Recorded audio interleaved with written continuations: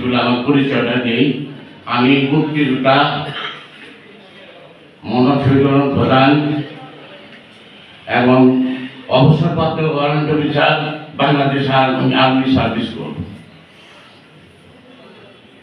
আমার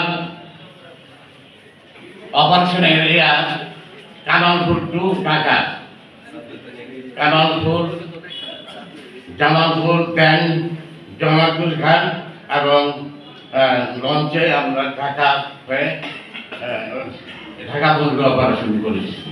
আমার সঙ্গে অনেক ছিল বাসের ভাই ডাক্তার আমিনুল ইসলাম, এরা আমার সাথী ছিল। যাই হোক, 5ই আগস্ট শেখ হাসিনা প্রথমের পর মানে উনি দেশ ত্যাগ করার পর বিকেলবেলা আমার বাড়ি সুরামের এরিয়া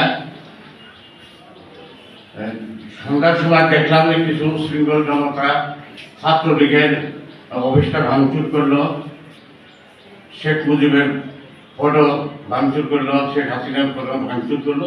আমি ওইখানে যেতেছিলাম, তো এক যুবক এসে আমাকে বললো যে আপনাদের মুক্তিযোদ্ধাদের ভাতা বন্ধ করে দিতেছি। আমি বললাম, shut up you boy, listen to me, and you should remember it, that those who are the genuine freedom fighters, they do not want any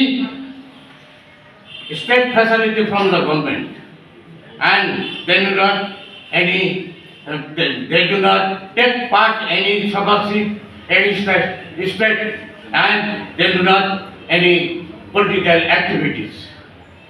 You should remember, কারণ আমার শরীরের মধ্যে মুক্তিযুদ্ধের রক্ত প্রবাহিত, আমি ভয় পাইনি। আমি তাকে ধরে ধমক দিলাম যে কোনোদিনও এইভাবে মুক্তিযোদ্ধাদের সামনে এইভাবে কথা বলবে না। কোন সাহায্যে তুমি এইভাবে কথা বললে? আমি কিন্তু সেখানে কোনো ভয় পাইনি। মুক্তিযোদ্ধারা কোনো ব্যক্তি, দল বা গোষ্ঠী নয়। মুক্তিযোদ্ধারা শুধুই 18 কোটি মানুষের।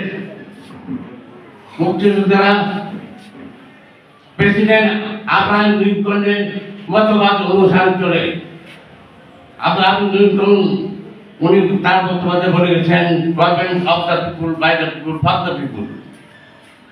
সরকার জনগণ হইতে, জনগণের দ্বারা এবং জনগণের জন্য। কাজেই জনগণ যাদেরকে, যে সরকারকে পছন্দ করবে, আমরা মুক্তিযোদ্ধারা তাদেরকে পছন্দ করি।